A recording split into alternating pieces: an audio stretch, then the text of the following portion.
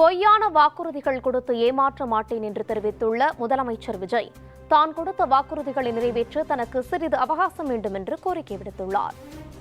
நான் முன்னாடியே சொன்ன மாதிரி அது செய்வேன் இது செய்வேன்னு பொய்யான வாக்குறுதிகள்லாம் கொடுத்து உங்களை தான் ஏமாத்த மாட்டேன்.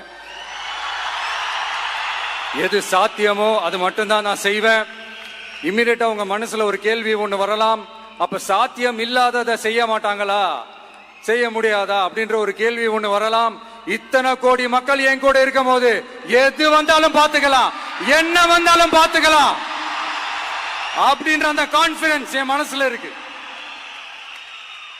இந்த மறைமுகமா உங்களுக்கு தெரியாம போய் சந்திக்கிறதோ அப்படிலாம் நான் செய்ய மாட்டேன். எதுவா இருந்தாலும் வெளிப்படையாக ஒளிவு மறைவு இல்லாம தான் நான் செய்வேன்.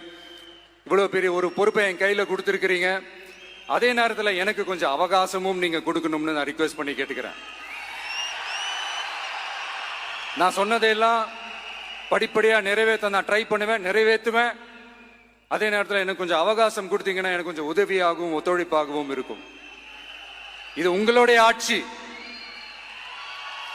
பெண்கள் பாதுகாப்பை ரொம்ப ஸ்ட்ரிக்டா வச்சிருப்பேன். போதைப் பொருள் கலாச்சாரம் அதை கண்ட்ரோல் பண்றதுக்கு என்னென்ன ஸ்டெப்ஸ் எடுக்கணும், என்னென்ன முயற்சிகள் எடுக்கணும், இன்னிலிருந்து அதை நான் எடுப்பேன்.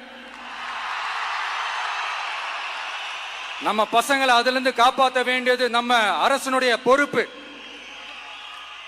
அதே மாதிரி சட்டம் ஒழுங்கு எல்லாருக்குமான பாதுகாப்பை நான் உறுதிப்படுத்துவேன்.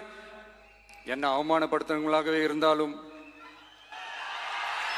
என்ன கஷ்டப்படுத்துறவங்களாகவே இருந்தாலும் அவங்களும் என் மக்கள் தானே. நண்பர்களாக இருந்தாலும் எதிரிகளாக இருந்தாலும் 8 கோடி மக்களும் என் மக்கள் தானே.